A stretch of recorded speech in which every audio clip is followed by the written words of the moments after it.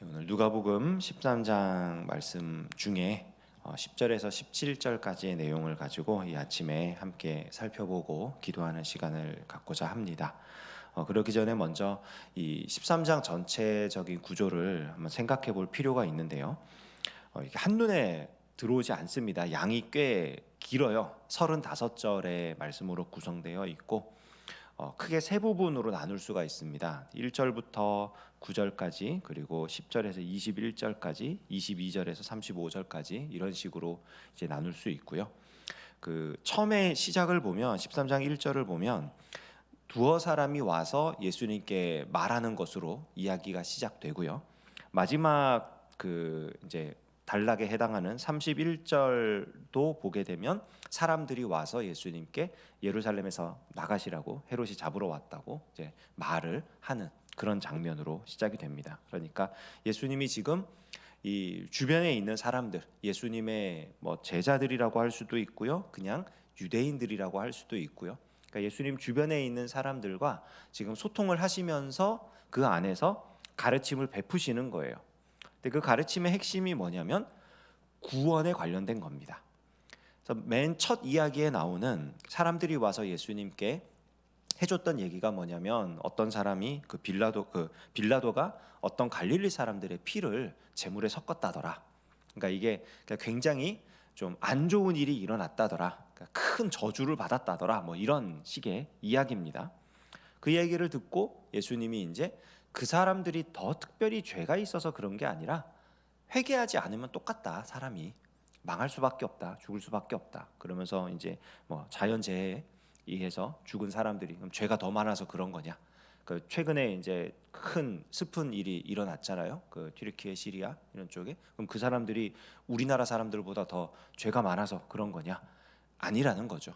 그게 아니라 사람들이, 사람의 결국이라는 것이 회개하지 않으면 모두 망한다. 그리고 그 다음 패러그래프에 나오는 말씀이 뭐냐면, 열매가 없으면 찍어 내버릴 수밖에 없다. 어떤 나무가. 그러니까 지금 하나님께서 이 이스라엘 백성들에게 회개의 열매를 바라시는데, 그 회개의 열매가 없으면 구원을 받지 못한다. 이런 이야기로 이제 진행을, 그 주제를 잡을 수 있을 거예요.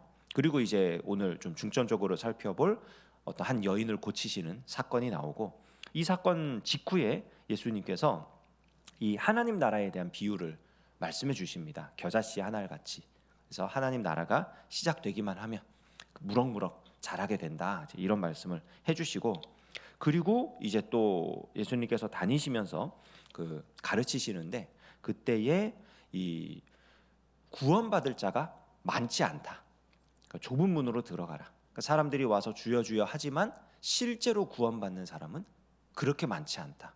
그리고 이제 마지막 이야기가 그 예루살렘에서 나가는 이야기예요. 나가면서 그 헤롯이 잡으러 오니까 도망가시오라고 하는 그 말씀에, 인자가 예루살렘 밖에서는 죽지 않는다. 그러면서 예루살렘이 이 이렇게 하나님께서 그 암탉이 달걀을 품는 것처럼 이 예루살렘을 구원하시려고 그렇게 아끼고 또 아끼고 기회를 계속 주시지만, 결국 그 기회를 박차게 되면 멸망당할 수밖에 없다. 그러니까 구원에 대한 이야기가 계속 나오고, 그 구원에 대한 이야기 가운데 핵심적으로 회개에 대한 그 이야기가 나오는 겁니다. 그러니까 회개와 관련해서 우리가 하나님 나라의 백성이 되려면 이제 회개의 열매를 맺어야만 하는 것이다. 그런데 그 중심부에 지금 이 여인을 고쳐주는 사건이 나온단 말이에요.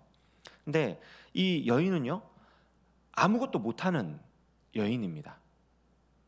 꼬부라져가지고, 귀신 들려가지고 꼬부라져가지고 조금도 펴지 못하는, 그러니까 혼자서 무언가를 할 수 없는 사람이고요.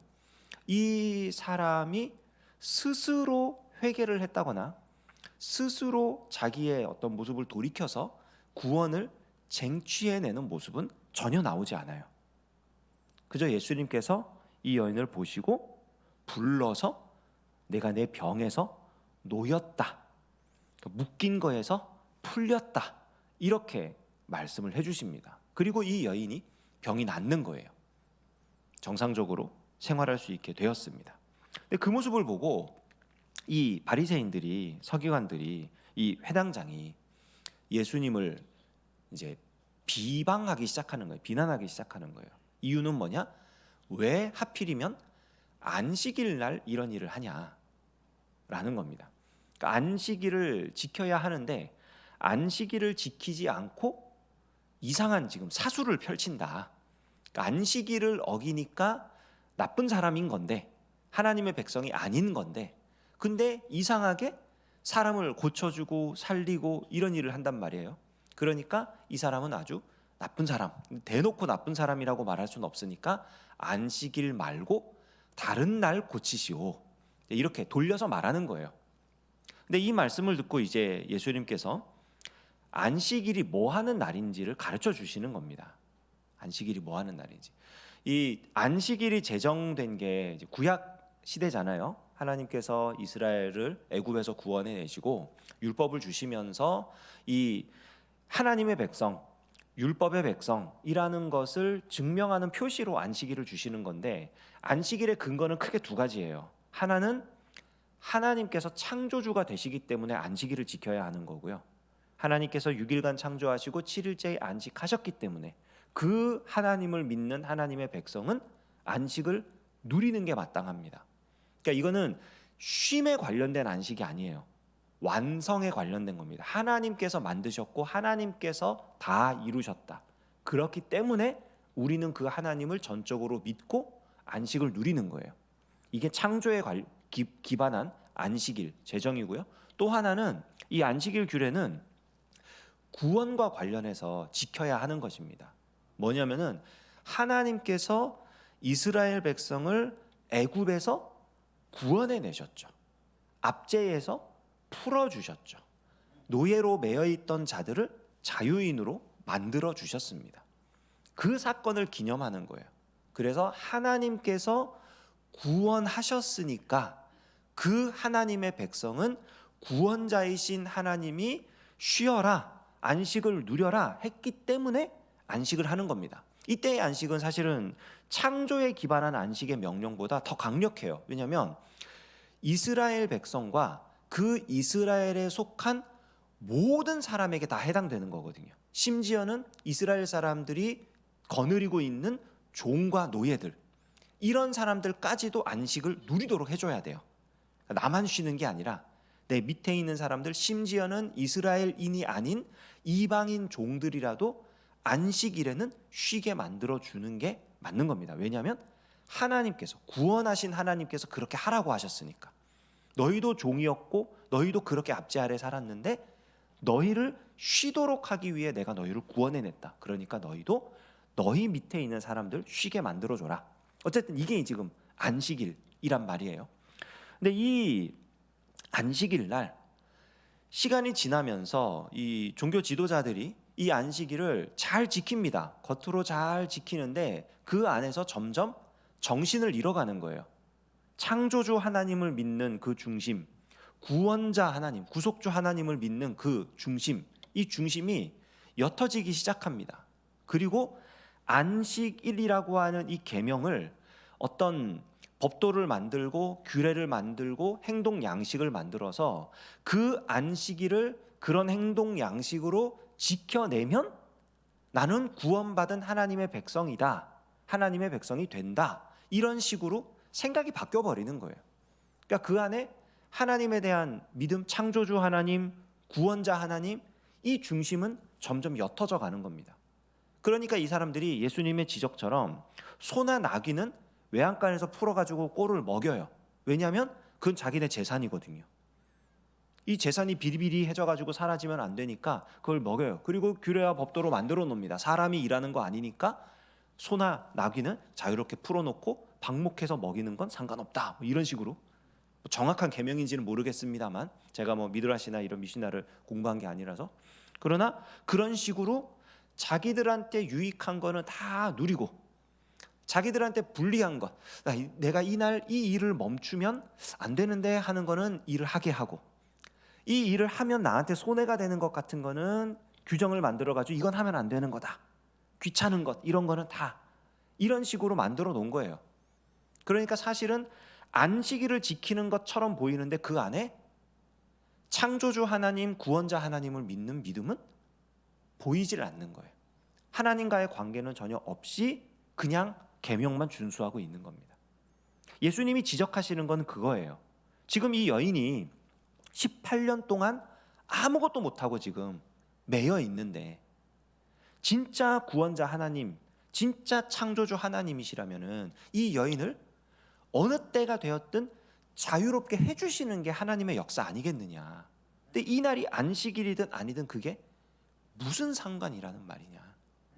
하나님께서는 지금 이 여인을 풀어주고 싶으신 건데, 놓이게, 자유롭게 놓이게 해주고 싶으신 건데, 이 하나님의 역사를 왜 반대하느냐.